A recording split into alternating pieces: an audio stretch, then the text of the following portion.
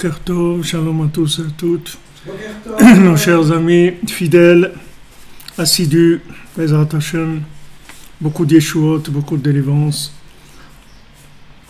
pour tous ceux qui ont besoin, tous ceux qui attendent Bezrat Hashem, qu'ils aient la patience, la émouna, d'attendre la délivrance, ça va arriver, il y aura la délivrance de chacun, de chacune, et de tout le monde en général, Bezrat Hashem. Tout dans la miséricorde, tout dans la facilité et dans la miséricorde d'Hachem, sans aucune rigueur, sans aucune souffrance, Bezrat Hashem. Alors on fait le shiur pour l'élévation de l'âme de Gotha Bat Yaakov Frima, pour la refoua shlema de Florence Bat Rachel, Fernand Ben Malka, Fabrice Ben Sylviane, refoua de Sonia Bat Habiba, Sandrine Bat Janine, Janine Bat Eglantine, Christian Denis Ben Christina, Aurel Hilda Bat Rivka, Adel Bat Sarit, Chana Bracha Chaya Bat Rachel, Sarah Bat Elisabeth, Odelia Bat Shifra, Yochevet Bat Miriam Atia, Yaakov Ben Yochevet Atia, Hallel Sarah Bat Caroline Léa Myriam. Hachem il envoie la refoua, Bezrat Hashem, Bekarov, Mamash. Donc on continue notre étude sur la Torah 51. Et hier le passage était un peu difficile, je m'excuse, je ne me suis pas arrivé vraiment à ouvrir de manière à ce que tout le monde puisse comprendre clairement. On espère qu'aujourd'hui, Bezrat Hashem, ça va aller.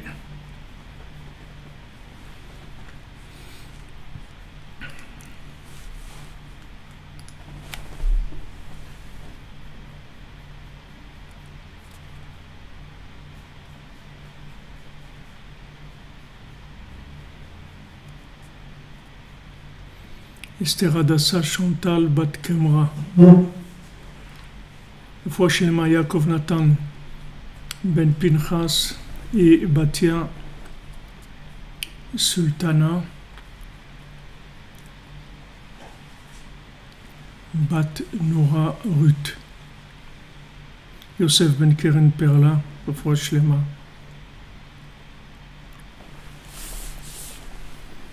Simcha.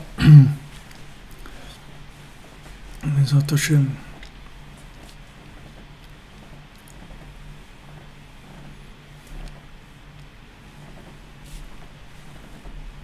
Alors, Rabbeinu, il parle d'un principe dans l'écoute morale qui est ramené ici par Rabbi Nathan, que dans le principe de la vue, en fait, c'est que l'œil, il envoie un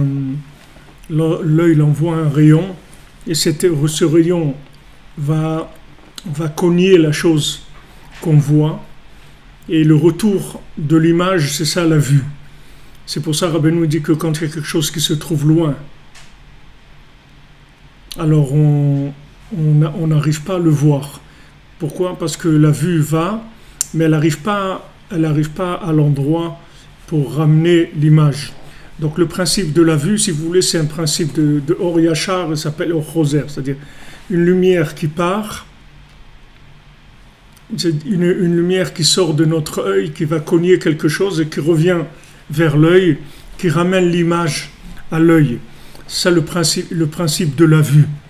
Donc maintenant, quand on parle d'Ashgacha, qu'on dit que Hashem Elokecha Ba, que les yeux d'Hachem, ils sont sur la terre d'Israël, spécifiquement beaucoup plus que n'importe où ailleurs, ça veut dire que il y a une vue, il y a un retour d'image de ce qui se passe en Eretz Israël vers Hachem, plus que n'importe quel endroit au monde, et vice-versa.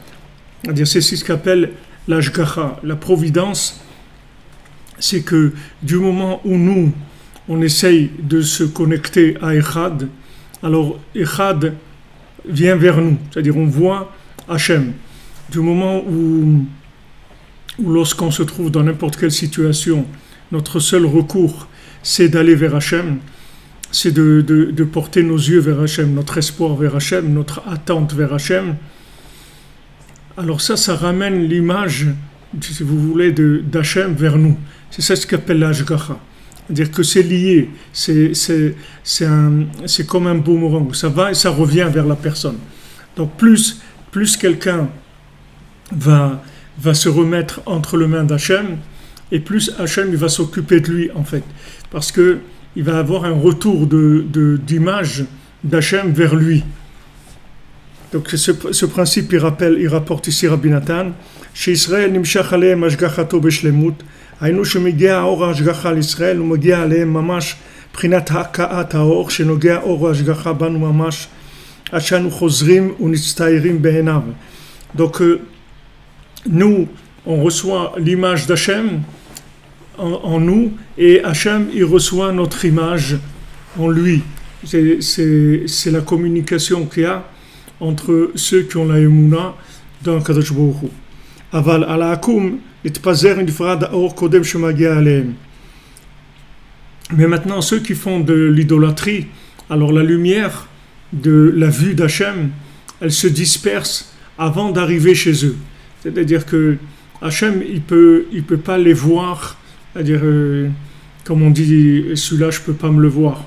C'est-à-dire que je peux pas me le voir. Ça veut dire que Hachem, il peut pas voir celui qui fait de l'idolâtrie, c'est-à-dire que il n'y a pas une possibilité que l'image, elle revienne vers Hachem, parce que il n'y a pas de, puisque maintenant l'idolâtre, il va mettre sa croyance dans d'autres éléments, donc il n'a pas ce principe-là de lumière qui va et qui revient.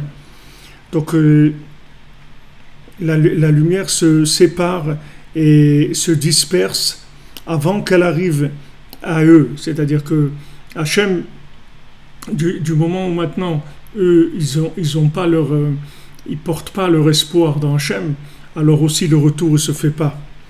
Donc ils se dessinent pas, ils se redessinent pas dans les yeux d'Hachem. Nimsa,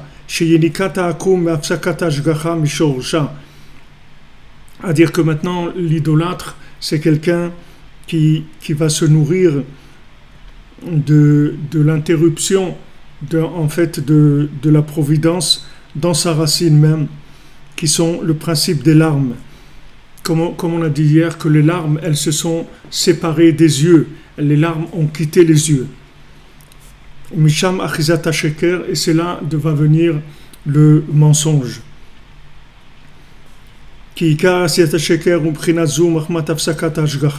Parce que d'où vient le mensonge? Ça vient du fait qu'il n'y a plus de présence de surveillance, si on veut, qui représente une présence divine dans la personne ou dans la situation, dans l'endroit qui est vécu, où la chose elle est vécue.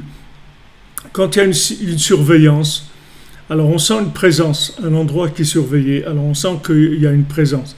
Si maintenant on s'en remet entre les mains d'Hachem, on va vers Echad, alors la vue d'Hachem, bien sûr tout ça ce sont des principes, on parle de principes qui sont matérialisés pour qu'on puisse comprendre, mais ça se passe à des niveaux qui sont entièrement spirituels, mais on parle un langage imagé pour qu'on puisse comprendre de quoi on est en train de parler. C'est-à-dire que maintenant, du moment où maintenant j'ai mes yeux tournés vers Hachem, donc Hachem aussi, il a sa vue tournée vers moi, c'est-à-dire il s'occupe de moi dans chaque détail de ma vie. Maintenant, celui qui va aller servir une avodah zara, c'est-à-dire une force intermédiaire, il croit dans l'argent, ou il croit dans les médicaments, ou il croit dans le pouvoir, ou il croit dans l'honneur, ou il croit dans l'intelligence, ou il croit dans tout ce qui peut être des cultes vers lesquels on va se tourner quand on a un besoin. Alors le fait qu'on se tourne vers ces cultes-là, on n'a pas nos yeux portés vers Hachem. À ce moment-là, Hachem ne peut pas porter ses yeux vers nous. Il n'y a pas le retour. Le seul endroit dans le monde où il y a les yeux d'Hachem tout le temps, c'est sur Eretz Israël. Peu importe si les gens ils regardent vers Hachem, ils ne regardent pas vers Hachem, mais Hachem, lui, regarde tout le temps sur Eretz Israël.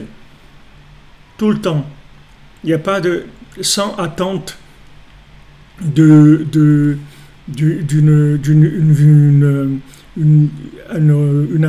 c'est-à-dire que quelqu'un, il expecte quelque chose, il attend quelque chose d'Hachem. Même si quelqu'un n'est pas conscient. Du moment où il est en Eretz Israël, alors il est sous la vue d'Hachem. Il y a un rapprochement qui se fait automatiquement parce que la terre a été définie comme telle par Hachem depuis la création du monde.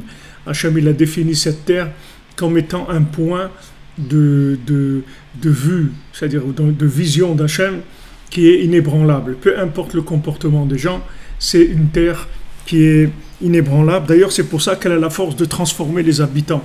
Comment elle transforme ses habitants? Parce que du moment où la présence divine n'est pas dépendante du comportement de l'homme, donc ça va être inversé. C'est-à-dire que c'est l'homme qui va changer automatiquement.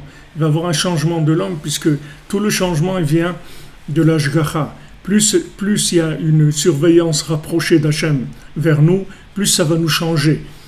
Donc celui qui vit en Eretz Israël, la terre va, pourquoi on dit la terre elle mange ses habitants, elle change les habitants parce que le fait qu'il y ait un rapprochement de la surveillance divine, ça va changer l'individu. Mais maintenant celui qui se trouve en dehors d'Eretz Israël, alors on dit c'est comme s'il n'avait pas de Dieu, c'est comme s'il faisait en fait de l'Avodah Zara, parce que du moment où il est en dehors d'Eretz Israël, alors il doit fournir un effort permanent de tout le temps se connecter à Echad. Il faut tout le temps qu'il se souvienne qu'il y a Echad, qu'il y a Hachem, que c'est Hachem qui s'occupe de lui, que c'est Hachem qui va lui envoyer tout, que ne se décourage pas, qu'il sache que Hachem est derrière tout ça. Il faut qu'il fasse cet effort-là. S'il ne fait pas cet effort-là, s'il se laisse aller, alors il va sortir du champ de vision. Tandis qu'en Eretz Israël, c'est le contraire. S'il se laisse aller, il va être dans le champ de vision. C'est le contraire. En Eretz Israël, il est dans le champ de vision, qu'il veuille ou pas. Ça ne change rien, parce que c'est quelque chose qui est un état de fait. Ce n'est pas quelque chose qui dépend de ce que la personne elle fait. Maintenant, bien sûr, si la personne elle fait un travail en plus de raffiner ce rapport-là, alors ça va être beaucoup plus élevé. Mais déjà, basique, il y a ce rapport-là. La terre, elle fournit ce rapport-là. C'est comme s'il y a un rapprochement. Maintenant, la terre, nous, on la voit plate, on ne voit pas spirituellement les niveaux de la terre. Mais si on pouvait les voir, un scanner spirituel de la terre, alors on verrait que Eretz Israël, en fait, c'est le pays le plus élevé qu'il y a sur terre. C'est écrit comme ça, que Eretz Israël, c'est le pays plus élevé. Pourtant, c'est pas élevé comme l'Himalaya, mais c'est quand même le plus élevé de la terre. Si on pouvait voir un schéma de taille, si vous voulez, de spirituel, de hauteur spirituelle, on verrait que c'est l'endroit où il y a la plus grande hauteur spirituelle dans le monde. Donc ce rapprochement, il opère automatiquement un changement sur les gens qui habitent sur cette terre. En dehors d'Eretz Israël, il faut faire un effort en permanence. Et bien sûr, il y a toujours, ce que Rabbeinu dit, Rabbi Nachman dit, il y a toujours la possibilité d'être attaché à Eretz Israël en essayant de soutenir des gens qui vivent en Israël. Ça inclut les gens de Chutz La'aretz, ça les inclut en Eretz Israël par le fait qu'ils soutiennent des personnes ou des institutions, ce qu'ils soutiennent en Eretz Israël. Ça les attache, ça les inclut dans la terre d'Israël. Et à ce moment-là, ils vivent connectés. Mais si quelqu'un, il fait Avodah Zara, c'est-à-dire il croit dans des forces intermédiaires, il croit que l'argent, ça a un pouvoir, le médicament, il a un pouvoir. Il croit que l'intelligence a un pouvoir. Toutes ces choses-là, il pense que ça a un pouvoir. Donc il va aller vers sa vue, elle va aller vers ces choses-là, puisqu'il est en attente de réaction de ces choses-là. Il n'est pas en attente de réaction d'Hachem. Lui, il pense que ces choses-là, elles ont la possibilité de lui donner la délivrance ou la solution dont il a besoin. Alors le fait qu'il porte sa vue vers ces éléments-là, il sort du champ de vision d'Hachem. Donc ça devient beaucoup plus difficile. Bien que Hachem se trouve même dans l'Avodah Zara, mais ça va devenir beaucoup plus difficile. C'est-à-dire de se connecter, ça va être beaucoup, beaucoup plus difficile. Parce que du moment où l'approche est déjà faussée, puisque je vais vers une approche logique de la chose, je prends le côté extérieur de la chose.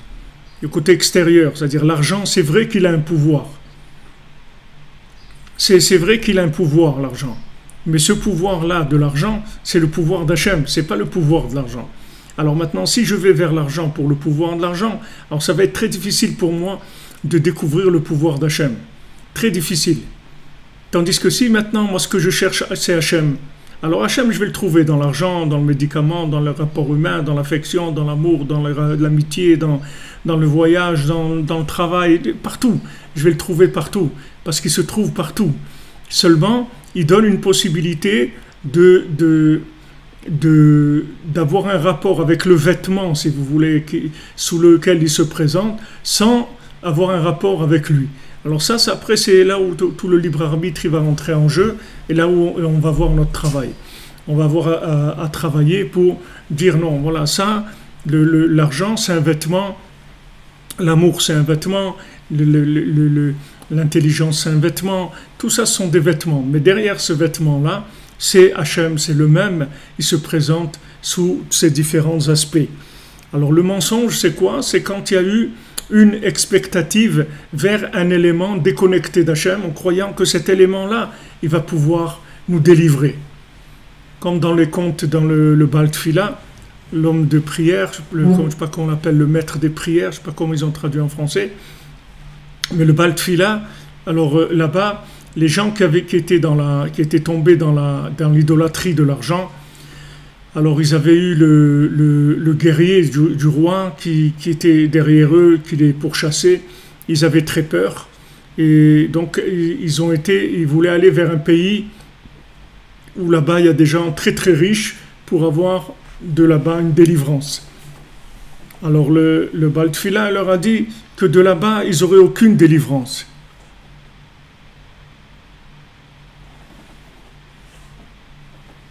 De là-bas, ils n'auraient aucune délivrance. C'est vrai quand il dit, Monsieur Terrier, c'est-à-dire que quand on attend des choses qui sont séparées d'Hachem, ça fait des intersections, des interférences plutôt, interférences, voilà, c'est des interférences, si vous voulez, qui se passent dans la vision des choses. Alors là-bas, le Baal Tfila, il leur dit, mais vous allez rien avoir chez ces gens-là, ils ne pourront pas vous aider du tout. Ils ne pourront pas vous aider, ne croyez pas qu'ils pourront vous aider. Des fois, quelqu'un, il a un problème, il ne peut pas supporter son problème. C'est très difficile pour lui.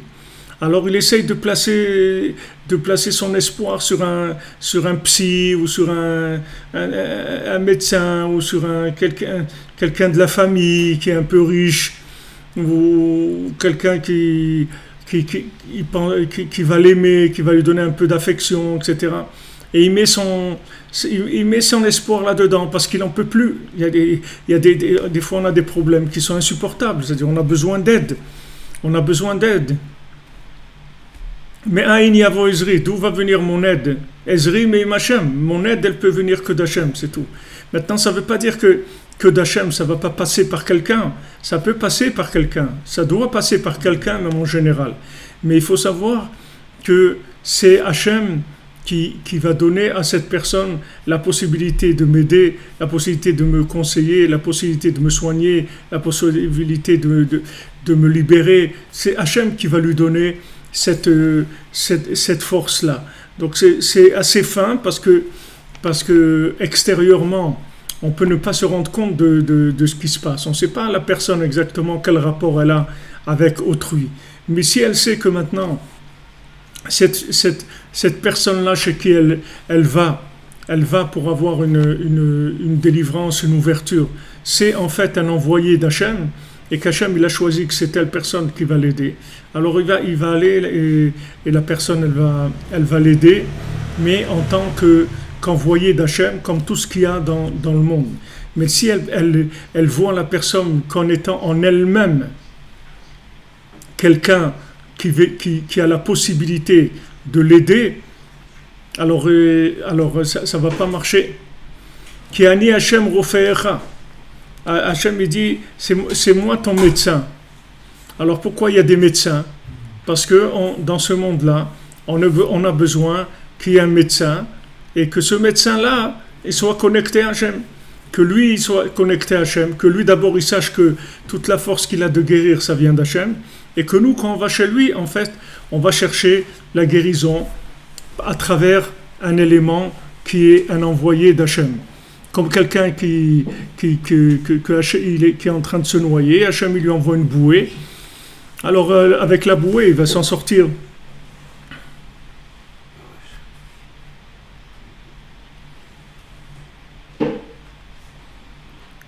C'est-à-dire que maintenant, il faut que c'est bien, c'est avec la bouée qu'il s'en est sorti, mais qui est-ce qui lui a donné la bouée? C'est Hachem qui lui a donné la bouée. C'est pas, la bouée elle-même, elle n'est pas venue toute seule. C'est-à-dire que la délivrance, elle n'est pas venue toute seule. Et chaque chose est calculée dans le moindre des détails. Vous voyez, pour Yosef, quand il a été vendu à cette caravane de musulmans qui allait en Égypte, d'Égyptiens, alors c'est écrit que normalement cette caravane-là, elle transportait du pétrole, du pétrole, du goudron, des choses qui sentent pas bon. Et maintenant, comme c'était pour Yosef Hatzadik, alors Hachem il a fait un miracle que cette fois-ci, il transportait du parfum, des choses parfumées, parce que il voulait pas que le tzaddik Yosef il ait cette mauvaise odeur pendant le voyage et qu'il l'emmenait en Égypte.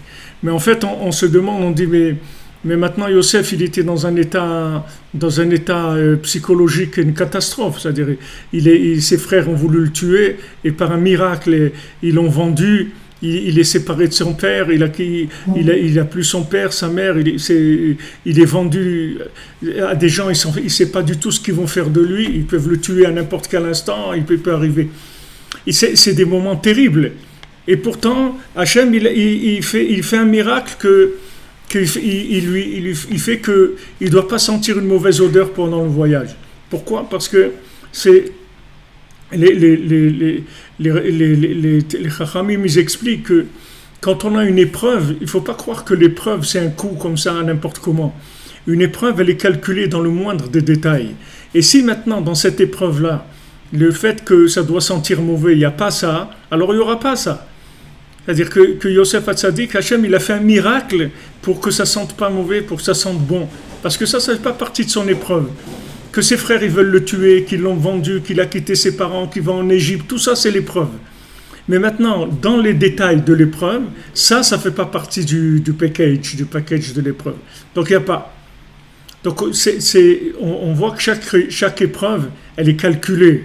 C'est-à-dire qu'il y a une présence divine, une providence, un calcul. Ce n'est pas quelque chose qui est comme ça, quelqu'un il a un problème.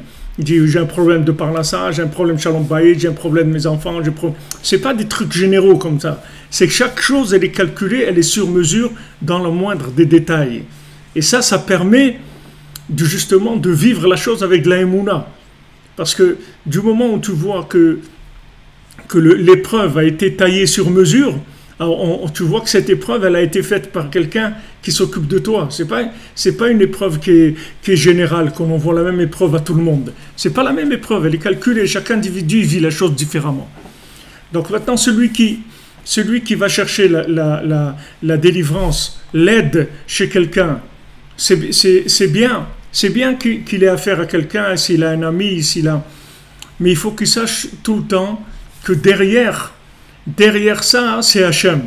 Maintenant, qu'est-ce qui va te permettre de te rendre compte si maintenant tu mets ton espoir dans la personne ou si tu mets ton espoir dans Hachem et que c'est à travers cette personne-là.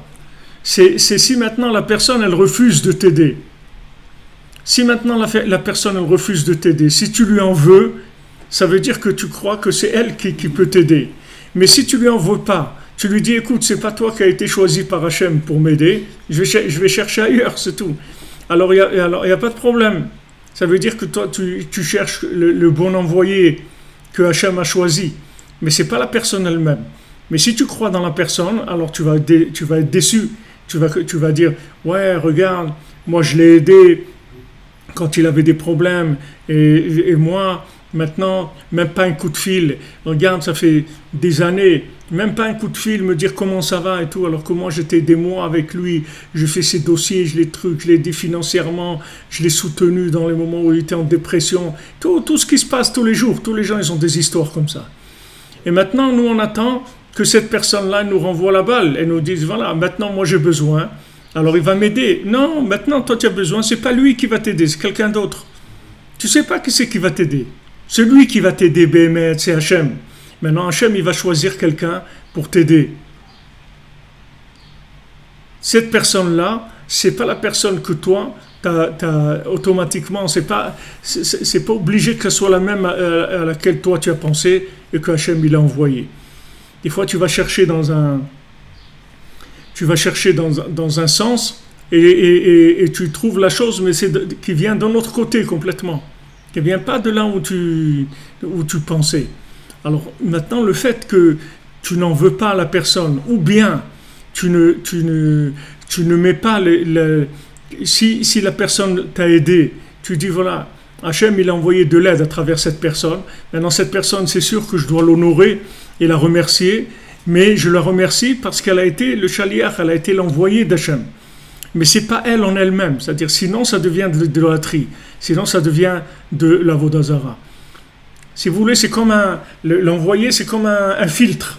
Un filtre que, à travers ce filtre-là, je vais voir Hachem. À travers ce vêtement-là, je vais voir Hachem. Mais c'est pas lui, ça peut être quelqu'un d'autre. Et si je veux voir où je me trouve, c'est quand la personne, elle refuse de m'aider. Et qu'est-ce que ça veut dire? Alors lui, il avait besoin, quand il avait besoin, je lui prêtais tout le temps de l'argent. Il avait besoin, il venait, je lui prêtais des trucs et tout.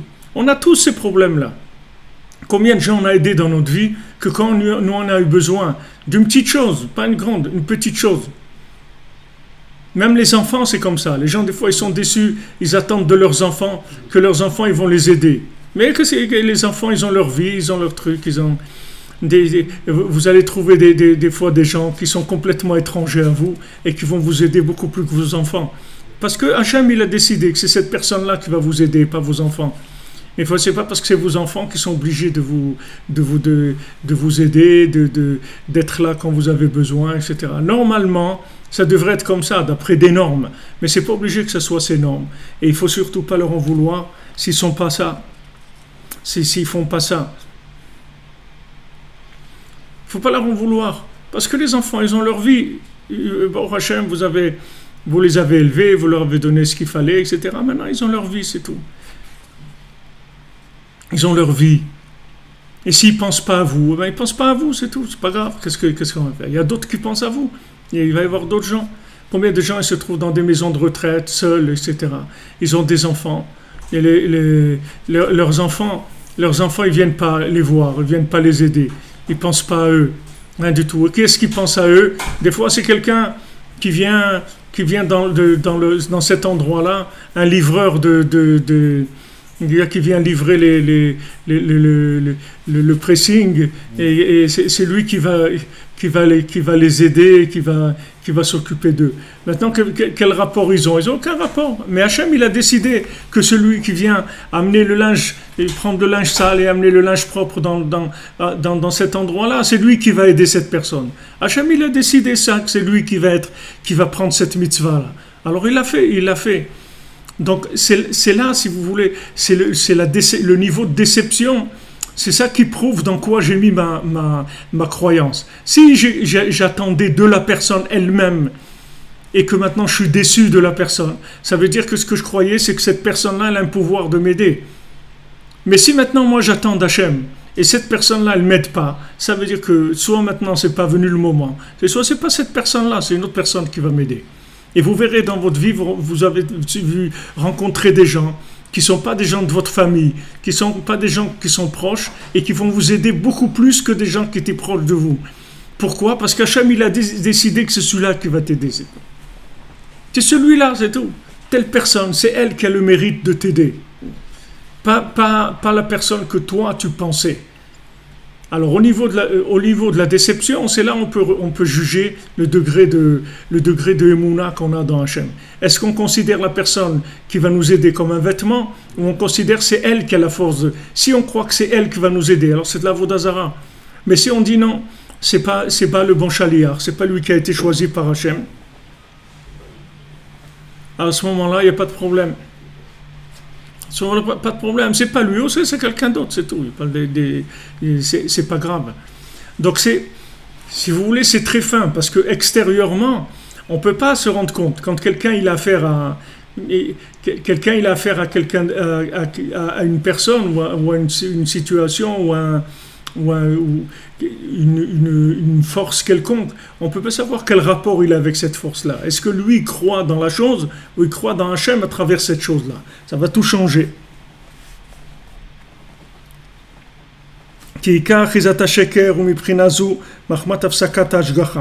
Parce que tout le mensonge, il vient de là. Il vient quand on déconnecte la cause de sa racine. C'est-à-dire qu'on donne à l'envoyé une importance que c'est lui qui fait. Alors qu'en fait, c'est un envoyé, c'est tout. C'est pas lui qui fait. Alors tout le principe du mensonge, il va commencer là-dedans.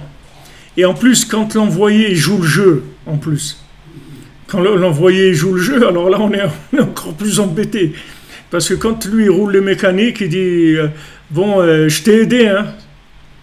Je t'ai aidé. » Et maintenant, je suis embêté parce que moi, je lui dois quelque chose. Je suis redevable. Même si maintenant, je sais que c'est Hachem qui l'a choisi pour m'aider. Mais lui, en fait, qu'il ait été choisi par Hachem pour m'aider, ça c'est un mérite qu'il a. On ne peut pas lui enlever ça. Donc maintenant, c'est la chose qui fait qu'il est méritant, ça va jouer dans les deux sens. C'est-à-dire, d'un côté, moi, je peux me tromper en disant, en fait, c'est lui qui m'a aidé, et je déconnecte l'ashgacha, c'est-à-dire la providence de ça. C'est l'erreur dans laquelle je peux tomber. Et lui aussi, il peut se prendre au sérieux, il peut dire, bon, moi, je t'ai aidé. Tandis que là, les deux, ils doivent avoir une connexion. C'est-à-dire, les deux, on dit, regarde, moi, je t'ai aidé, je t'ai prêté et tout, parce que à ce moment-là, j'avais la possibilité de te prêter, il n'y a pas de problème. Je l'ai fait, Hachem il m'a donné. Voilà, je t'ai prêté, c'est tout. Qu'est-ce qu'il y a? C'est pas, Hachem, à ce moment-là, il a décidé de t'aider. Il m'a choisi à moi pour t'aider. Voilà, je t'ai aidé, c'est tout. Mais ça va, c'est pas moi. J'étais envoyé pour faire cette bonne action. Pour les deux, ça marche. C'est-à-dire celui qui est demandeur et celui qui donne aussi. Les deux, ils doivent avoir la connexion pour que les choses fonctionnent comme il faut. Et à ce moment-là, il n'y a plus de problème. Si les deux, ils ont la connexion, et à ce moment-là, c'est un autre monde. On vit dans un autre monde, dans autre chose complètement. היינו, מה שהשם ידבר מסתיר לפעמים השגחתו עד שנפסק מהדעת לראות בעיני שכלו השגחתו בשלמות ושם עיקר הבחירה. C'est-à-dire que ce que Akadosh Baruch Hu, il se cache derrière une personne.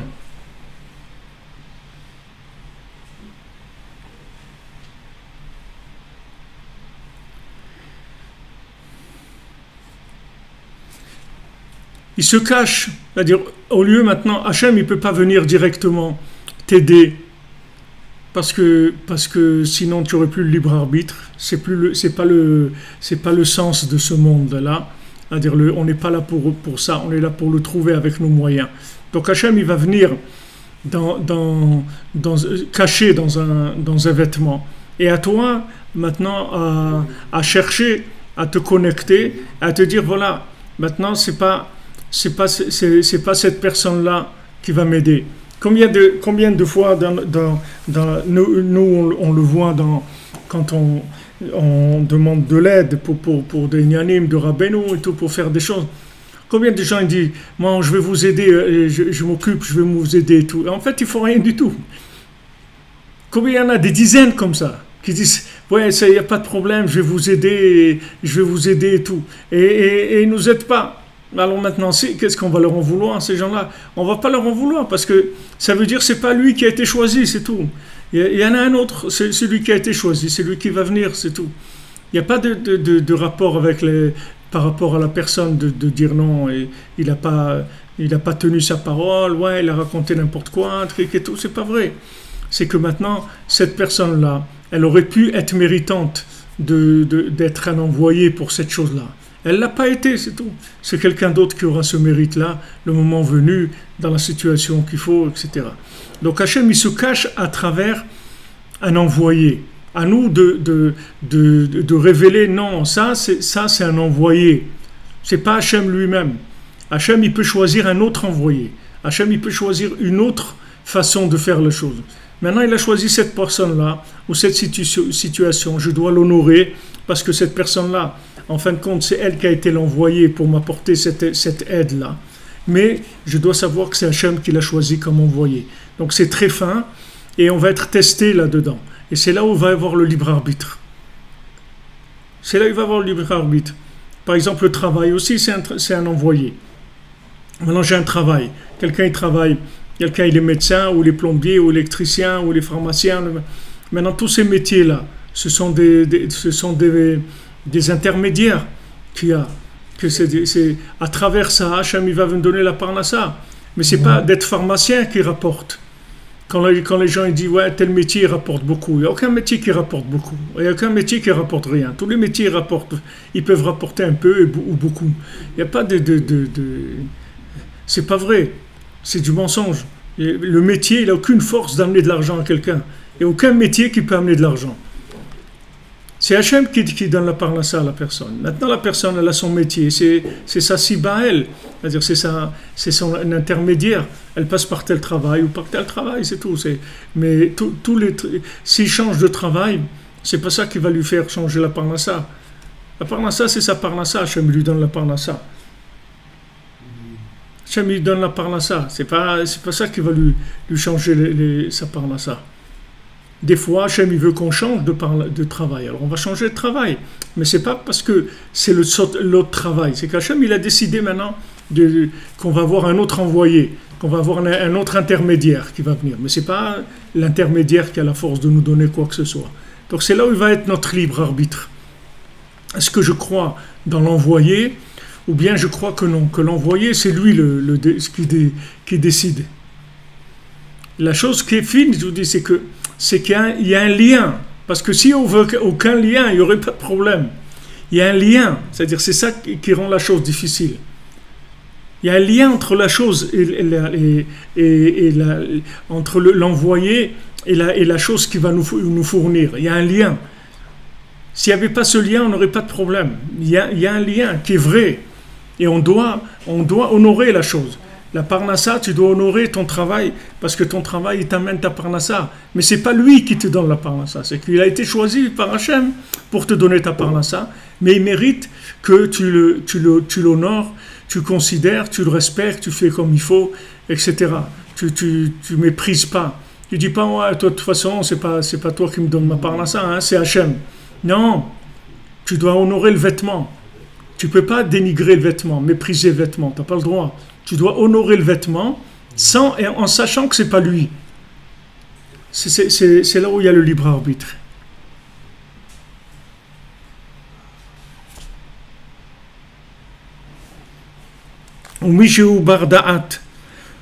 C'est vrai quand vous dites que Dieu a tout créé, tout est à lui. Mais maintenant, voilà exactement comme dit M. Terrier, croire dans l'envoyé ou dans l'envoyeur. C'est vrai que Dieu a tout créé, que tout est à lui, mais il faut le vivre, ça. Ça, c'est vrai de le dire. C'est une vérité, mais il faut la vivre, cette vérité. Comme elle raconte Anaël, elle dit l'enfant, son père, il l'avait envoyé dans une yeshiva pour qu'il apprenne la Torah. Alors, il est devenu un grand érudit en Torah. Alors, quand il est revenu à la maison, le père, il a préparé un grand repas, il a invité toute la communauté, et voilà son fils, au prix d'efforts énormes que toute la famille a fait pour lui payer ses études talmudiques, etc. Il est revenu un grand érudit en Torah, donc devant toute la communauté, le père il dit à son fils, mon fils, fais-nous un discours, et montre un peu ce que tu as appris. Alors le fils il dit, Bereshit, bara, au commencement, Hachem a créé le ciel et la terre. Voilà ce qu'il dit, le premier passouk de la Torah, premier verset de la Torah. Alors tous les gens ils rigolent et tout, ils disent c'est quoi, c'est ça un érudit. Alors le père il dit, mais mon fils, même ta petite sœur de 5 ans, elle sait ça. On lui demande à la petite fille, il lui dit, qu'est-ce que c'est le premier verset de la Torah? Elle dit, Bereshit bara Elokim tashamayim v'ta'aretz, au début, au commencement, Hachem a créé le ciel et la terre. Alors le père il dit, hein, le fils, il dit à son père, tu vois, elle le dit, mais moi je le sais, c'est pas la même chose. C'est pas la même chose. Elle dit ça, mais moi je le sais. C'est-à-dire tout ce que tu m'as envoyé étudier, la Torah, c'est pour savoir que c'est Hachem qui a créé le monde. Maintenant je le sais. C'est-à-dire je le sais, c'est-à-dire je vis en conséquence de cette connaissance-là. Comme tu dis, je sais que le feu ça brûle. Ok, tu mets pas tes mains dans le feu. Je sais que l'électricité c'est dangereux, je ne mets pas mes doigts dans la prise parce que je le sais. Mais si maintenant tu mets tes doigts dans la prise et tu dis ouais je sais, non, ça veut dire que tu sais pas. Tu sais pas parce que si tu savais, alors tu agirais en conséquence. Et c'est vrai que Dieu a tout créé.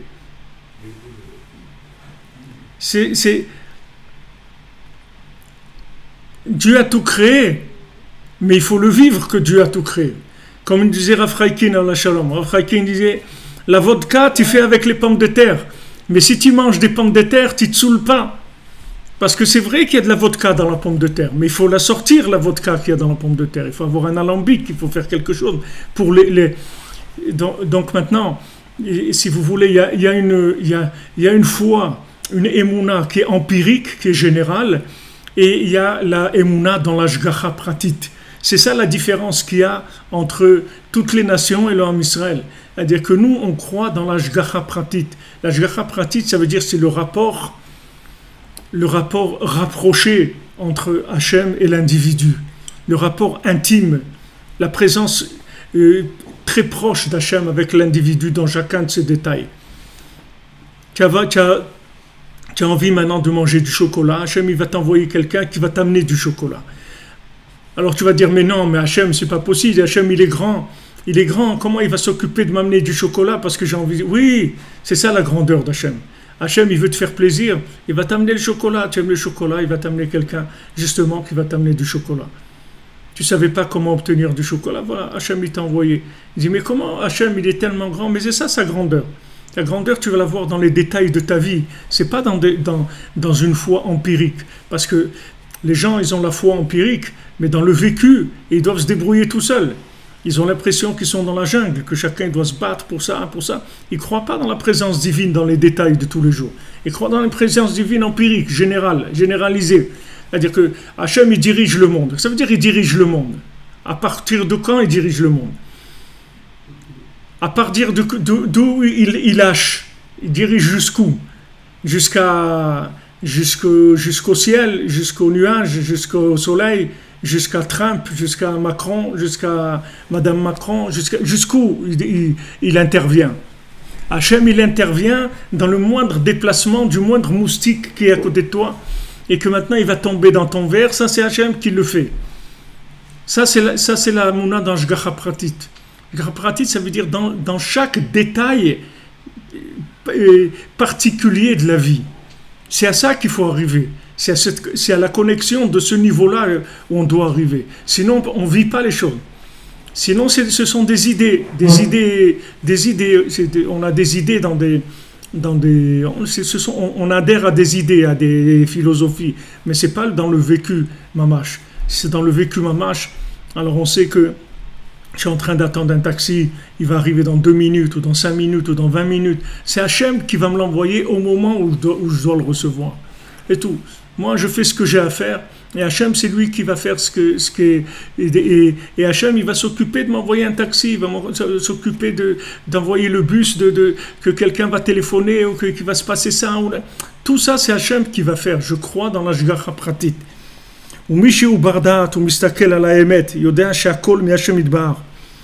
Et celui qui regarde maintenant la vérité, qui observe la vérité, il sait que tout vient d'Hachem. Voilà, comme elle a dit Madame David, tout vient d'Hachem. Mais tout vient d'Hachem, c'est quand tu vois la vérité. Il faut que tu le vois, ça. Tu ne peux pas dire tout vient d'Hachem. Et après, quand il s'agit de l'argent ou de médicaments ou n'importe quoi, tu te jettes là-dessus comme un sauvage. On va voir si tout vient d'Hachem quand tu es en train dans la pratique, comment tu considères les choses. Et même dans les endroits d'idolâtrie et des endroits complètement extérieur par rapport à Hachem, que là-bas, il y a des interférences, il y a des coupures de présence divine. Hachem, il se cache énormément là-bas. Gam Sham mitnaeg rak be'ashato amusteret. Même là-bas, c'est que Hachem. Même dans ces endroits les plus éloignés, tu rentres dans un endroit de culte, d'idolâtrie, là-bas aussi c'est Hachem qui est là-bas. Seulement il se cache beaucoup, c'est tout. Il se cache beaucoup parce qu'il veut te laisser le libre arbitre. Alors plus tu vas chercher à idéaliser les forces de la matière, et plus Hachem il va se cacher, et il va te laisser. Mais si maintenant tu veux te retourner, et tu es là où tu te trouves, tu n'es pas bien, tu es malheureux, et tu sais qu'il manque quelque chose, sache que Hachem il est à côté de toi là-bas, même dans ces endroits les plus éloignés.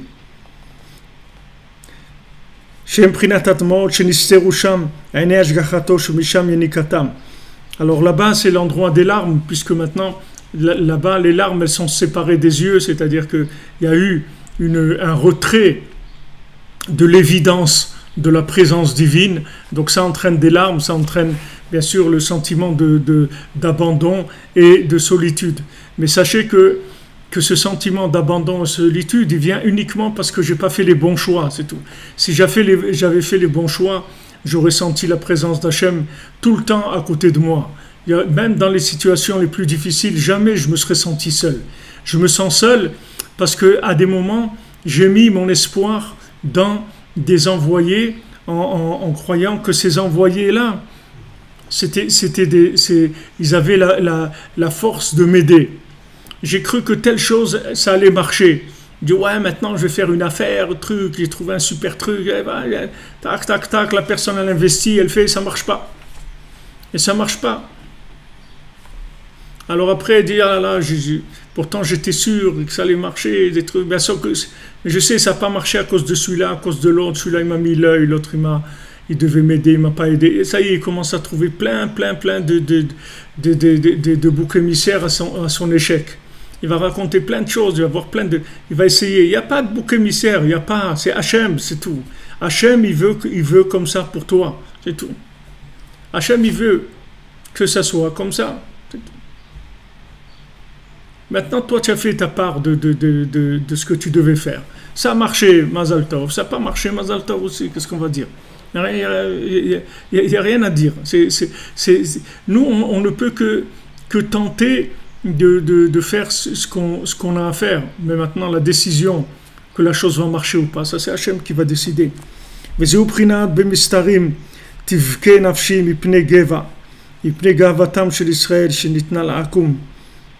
Comme c'est écrit, en cachette, mon âme va pleurer à cause de la gloire. À cause de la gloire, alors en cachette, je vais pleurer. Qu'est-ce que je dirais en cachette, je vais pleurer à cause de la gloire? Parce que toute la gloire, l'orgueil d'Israël, il a été donné aux idolâtres, comme ils ont dit nos sages dans le Talmud Chagiga. Ki gavatam gdolatan shel Israël shenitna la'akum ba'avonotenu harabim uprinat astarat hashgacha shuprinat demaot kanal. Parce que maintenant la grandeur qu'on voit chez des idolâtres, la réussite qu'on voit chez des idolâtres. Vous prenez par exemple des groupes des Mormons. Alors vous allez voir, ils ont des milliards, ils ont des trucs, ils ont des bâtiments incroyables. Et là, maintenant, vous voulez faire quelque chose, vous construire un truc à Ouman, un truc, vous êtes en train de ramer pour essayer de trouver 3 sous, des années, allez, on attend, Bezat Hashem, ça va marcher, et on attend. Et vous voyez des trucs qui sont de l'idolâtrie, comment ça marche? Ça marche, il y a des milliards, ça brasse, il y a beaucoup de réussite et tout. Alors ça fait pleurer. Ça donne des larmes. En cachette, on pleure. Parce qu'on dit Hachem, tu nous abandonnes. Pourquoi tu nous fais ça? Pourquoi ceux qui ne sont pas dans tes chemins, alors eux, tu vois, ils réussissent et tout. Et nous, on essaye de faire quelque chose pour toi. Pour qui on veut? C'est pour toi, c'est pour la grandeur de ton nom. C'est pas pour nous. On n'a pas besoin de ça. Et voilà, ça ne marche pas. Alors pourquoi? Alors c'est ce qu'elle dit. Alors, ils pleurent en cachette. de la gloire d'Israël qui est partie chez les idolâtres. C'est-à-dire Hachem, il a caché sa manigoute, c'est-à-dire comment il nous dirige. Il a caché ça de nous. C'est pas évident, on le voit pas. Avalanu bnei Israël ma'aminim shegam betokef hagalut. Mais on a quand même la émouna que même si on se trouve en plein dedans, en plein dans l'exil, noyé dans l'exil, ou même chez les Ta'akoum, on se trouve en plein sous le pouvoir des idolâtres, c'est eux qui dirigent le monde. Gam sham nistar hashgachato yitbarach. Là-bas aussi, il y a la providence divine qui admaot be'atzmam shemisham yinikatam elu admaot be'atzam emprinat chelke hashgacha anistar sham. Parce que ces larmes-là qui viennent justement du fait que je ressens que je suis abandonné et qu'on ne s'occupe pas de moi, ces larmes-là, c'est la preuve même que Hachem il est là avec moi. Parce que si je suis en train de pleurer, ça veut dire que j'ai un rapport avec la chose. Si maintenant je n'avais pas de rapport avec la chose, je ne pleurerais pas du tout. On ne peut pas pleurer sur quelque chose qui ne vit pas. On pleure sur quelque chose qui vit. Comme il avait dit Napoléon quand il a vu les Bnei Israël faire Tisha B'Av, il a dit pourquoi il pleure. Il dit il pleure parce que le temple a été détruit. Il dit s'il pleure sur un temple qui a été détruit il y a 1800 ans, alors c'est sûr qu'il va être reconstruit. Parce que en fait le temple, il n'a jamais été détruit. Ce qui a été détruit du temple, c'est que l'extérieur, c'est tout. Mais les fondations, l'endroit du temple, que David Amelech, il a trouvé l'endroit du temple. Il a dit, je ne donnerai pas de sommeil à mes yeux tant que je n'aurai pas trouvé l'endroit du temple. Quand David Amelech, il a trouvé l'endroit du temple, bien, et après que Shlomo, il a construit, bien qu'il ait été détruit, mais en fait, ce qui a été détruit, c'est que le côté extérieur de la construction. Mais l'intérieur du temple, jamais il sera détruit. Il est toujours là, il est toujours vivant, il existe tout le temps. Il n'a jamais été détruit. Donc, c'est en fait ces larmes qu'on a par rapport à ces choses-là, par exemple, des larmes par rapport à la destruction du temple, ou des larmes parce qu'on sent que Hachem ne nous donne pas la réussite qu'on voudrait avoir pour lui, c'est-à-dire pour réussir pour lui, c'est-à-dire pour faire des choses pour lui. Même là, il ne nous donne pas la réussite. Le fait qu'il y a des larmes, ça prouve que la chose, elle est là. Parce que si on arrive à pleurer pour la chose, ça veut dire qu'il y a un lien émotionnel, ça veut dire que la chose, elle est vivante. Parce que si la chose était morte, il n'y aurait plus de larmes du tout. On serait passé à autre chose complètement. S'il y a des larmes, ça veut dire que la chose est encore vivante. Ça prouve même que la chose vit en nous.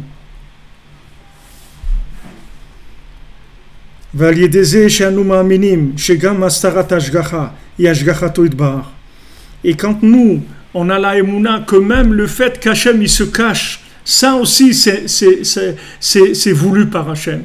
Il veut se cacher maintenant. Je ne sais pas, il veut jouer à cache-cache maintenant. Je ne sais pas pourquoi. Je sais pas pourquoi, mais je sais qu'il se cache de moi. Je dis Hachem, je sais que tu te caches de moi. Je sais que tu te caches. Tu as décidé de te cacher. C'est douloureux. C'est douloureux parce que de voir tellement des choses à l'envers, de voir tellement un monde à l'envers, ça fait mal. Ça fait mal, mais je sais que c'est voulu. C'est toi qui veux ça aussi. Ça aussi, c'est voulu par toi. C'est pas quelque chose qui est venu comme ça. Ça aussi, c'est voulu. Que Hachem, il ne se révèle pas, que Hachem, il est caché, que Hachem, il donne la réussite aux mécréants. Tout ça, c'est voulu par Hachem. Pourquoi? On verra un jour, on nous expliquera le scénario. C'est un film qui dure près de 6000 ans. Si on est arrivé dans la salle à un moment et qu'on a regardé quelques dizaines d'années le film, on ne peut pas comprendre toute l'histoire. L'histoire, elle dure sur 6000 ans. Donc celui qui a une vision des 6000 ans, il peut comprendre quelque chose. Mais celui qui est venu au milieu du film et qui a regardé pendant une centaine d'années, c'est pas avec ça qu'il va comprendre tout le scénario. Mais un jour, on comprendra toute l'histoire. Et par le fait que maintenant, je dis que même quand Hachem il est caché de moi, ça aussi, c'est la volonté d'Hachem. Alors ça, j'inclus la pré-création dans l'avant-création. Que ça, c'est le but de notre venue sur terre. Vechen al-Khatav. C'est pour ça qu'on doit précisément pleurer sur la destruction du temple et on doit pleurer aussi sur nos fautes. Ki en hadinimta kelab shorsho. Parce que comme on a dit, la rigueur, elle ne s'adoucit que dans sa racine. Ki bechiyat Israël ou prinat bechiyat amayim atachtonim shubochim ani be'innan lemeve kadam malka. Parce que quand quelqu'un pleure, quand un Ben Israël il pleure pour se rapprocher d'Hachem, alors c'est le principe des eaux inférieures qui pleurent et qui disent « Moi je veux être devant le roi. Pourquoi tu m'as mis dans les eaux inférieures? Moi je veux être proche du roi. » Shezeu ikar bechiyat Israël shebochim al chataem v'amoteem shegarmu chorban betamikdash oikuv binyano. Ça c'est ça c'est principalement la raison des pleurs du Ham Israël qui pleurent sur leurs fautes, qui ont entraîné la destruction du temple ou bien qui empêchent sa reconstruction. Et on est loin d'Hachem, de Avinu Shebashamayim, de notre Père qui se trouve dans les cieux, ou Me'artso Yatsanu, de sa terre on est sorti. Alken anu bochim ke ben lifnei aviv. Nous on pleure comme un enfant devant son père. Parce que nous on veut être devant le roi, on veut se rapprocher du roi vraiment, on veut vraiment se rapprocher du roi, on veut vraiment être proche d'Hachem. Maintenant ces pleurs là, ça va élever tous les pleurs qui étaient les pleurs d'angoisse parce qu'on se sentait seul et abandonné. Ces pleurs-là de languissement, Hachem, je t'en prie, rapproche-moi. Hachem, reconstruit le temple. Hachem, arrête la violence, arrête le terrorisme dans le monde, arrête la violence, arrête la douleur, la souffrance, la haine, l'incompréhension. Toutes ces larmes-là, de languissement, de la vérité, c'est elle qui va réparer toutes les larmes qui étaient des larmes de pleurs parce que j'ai perdu. Les larmes de Esav qui pleurent parce qu'il a perdu, c'est des larmes de rage. Alors ces larmes-là de languissement, elles vont ramener toutes ces larmes-là qui ont été des larmes de pleurs, de rage, ça va les ramener vers Hachem. Donc ces larmes-là, c'était des larmes qui venaient de la rage d'après la création, de se sentir abandonné dans ce monde, comme un orphelin qui n'a pas de parents, il doit toujours être invité par l'un, par l'autre. Et il est mal vu, et les gens ils en ont marre, il entend des petites paroles comme ça dans la cuisine, oh celui-là il nous saoule, les trucs et tout. Comment ça fait mal ces choses-là quand quelqu'un il est dépendant des autres et il voit que les autres ils en ont marre de lui, c'est tout. Ils en ont marre. Voilà, des juifs ils sont en France et où on dit on a marre de vous, dégagez d'ici, on a marre. On en a marre de vous. On dit, mais attendez, nous aussi on travaille, nous aussi on paye nos impôts. On en a marre de vous, vous ne comprenez pas, on en a marre. C'est dur d'avoir une terre et de ne pas pouvoir y venir pour X raisons, chacun les raisons pour lesquelles il ne peut pas être en Eretz Israël. Mais même quand on est en Eretz Israël, regardez l'ONU, ils en ont marre de nous, tout le monde entier en a marre de nous. Et nous, on dit voilà. Mais nous, on est le peuple choisi d'Hachem. C'est Hachem qui nous a choisis.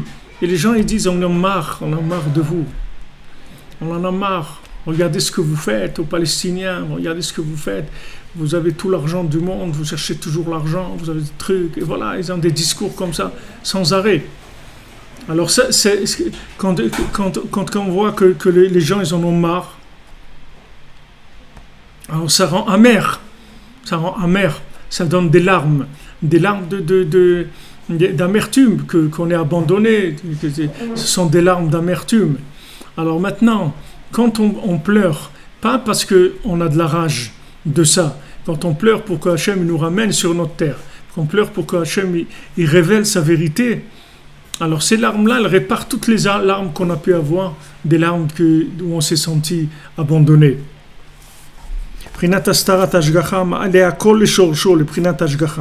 Alors, quand maintenant j'ai des larmes de rapprochement, ça ramène toute la tristesse, toute l'angoisse, toute la dépression que j'ai pu avoir, parce que justement j'ai vécu des choses qui sont... D'où elle vient la dépression? Elle vient des explosions de la logique, c'est ça vous savez la dépression. La dépression, c'est quand logiquement c'est insupportable, c'est incompréhensible. Donc cette logique-là, cette approche logique qui est complètement incompréhensible. C'est-à-dire quand j'ai des situations que logiquement je ne peux pas les comprendre. Voilà, comme maintenant ils ont vu un ministre en Israël qui était un espion, qui travaillait pour l'Iran ou le Hezbollah, un truc comme ça. Alors c'est difficile. Des gens qui travaillent, sûrement les amis qu'il avait dans le gouvernement ou à l'armée, qui ont fait des choses. C'est dur de voir des choses qui sont tellement à l'envers, etc. Donc ça donne de la tristesse, ça donne des larmes, de rage. Pourquoi les choses elles sont à l'envers? Pourquoi il y a un mensonge comme ça? Pourquoi il y a de la trahison, du mensonge, etc. Bon, maintenant, quand je pleure maintenant pour qu'il y ait une révélation de la vérité, au lieu de pleurer de rage du mensonge, je pleure pour me rapprocher de la vérité. Ces larmes-là que je pleure pour la vérité, elles élèvent toutes les larmes de rage que j'ai pu avoir, c'est-à-dire elles retournent toutes les situations et réincluent toutes les situations dans l'ashgacha pratit, c'est-à-dire dans la providence divine. Shoprinat kulo echad, que à ce moment-là j'inclus tout dans un. Prinat kulo echad shemisham shoresh admaot, machar shebochel itkarev elav yitbarach ulichlol bo, puisque maintenant il pleure pour s'inclure dans Hachem, pour se rapprocher de lui. Nimsa shenichlalim madmaot beechad, à ce moment-là les larmes elles s'incluent dans un. Chez Zeikar prinat klaliut achar abria beechad. Ve'aven hetev. Et Rabbi Nathan il dit comprends bien ce que je t'ai expliqué ici parce que ce sont des choses qui sont extrêmement profondes. Ve'alken al yedei dma'ot elu shel Israël mivatlim koach adma'ot shel Esav. Voilà, bon Hashem, vous voyez, on est dedans complètement puisque Rabbi Nathan il arrive en conclusion à ça. Donc ces larmes-là, ces larmes que je veux me rapprocher d'Hachem, je regarde pas pourquoi, je pleure pas parce que c'est à l'envers. Je pleure parce que je veux qu'Hachem reconstruise sa maison. Je veux que la vérité, elle devienne évidente. C'est pour ça que je pleure. Alors ça va annuler les larmes de Esav, de rage sur le fait que ce monde-là ne fonctionne pas comme il veut. C'est-à-dire que la logique, elle n'est pas comme il veut qu'elle soit.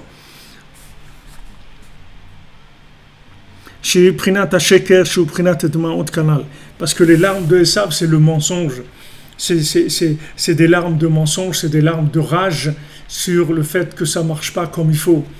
C'est les larmes de la révolte, de la haine, de l'amertume qui crée toute la violence, toute la jalousie, tous les crimes, tout ce qu'il y a dans le monde, tout le terrorisme, tout ça, ça vient de ça. Ça vient du fait que les gens ils sont enragés. Ils sont enragés de ne pas réussir, ils sont enragés de pas être aimés, ils sont enragés de pas avoir de l'honneur, de pas avoir de l'argent, de pas avoir du bonheur, ils sont enragés de ça. Donc après ça devient des gens qui pleurent, qui ont des larmes de rage. Et ces larmes de rage-là, il faut les élever, les ramener vers des larmes qui soient des larmes de révélation de la vérité. Donc maintenant, quand il y a des larmes quand on pleure pour se rapprocher de la vérité, ça va réparer toutes les tristesses, les angoisses, tout ce qu'on a eu du fait qu'on a ressenti ce monde-là comme un monde incompréhensible dans lequel on était abandonné. Bezrat Hashem, voilà, Be'atzlacha, une bonne journée à tout le monde, beaucoup de réussite, beaucoup de joie.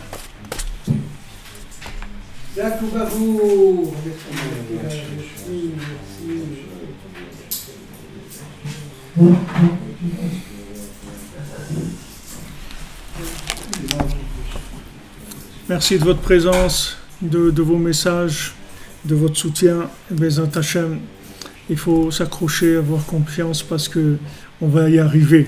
C'est la vérité qui va gagner, c'est pas le mensonge.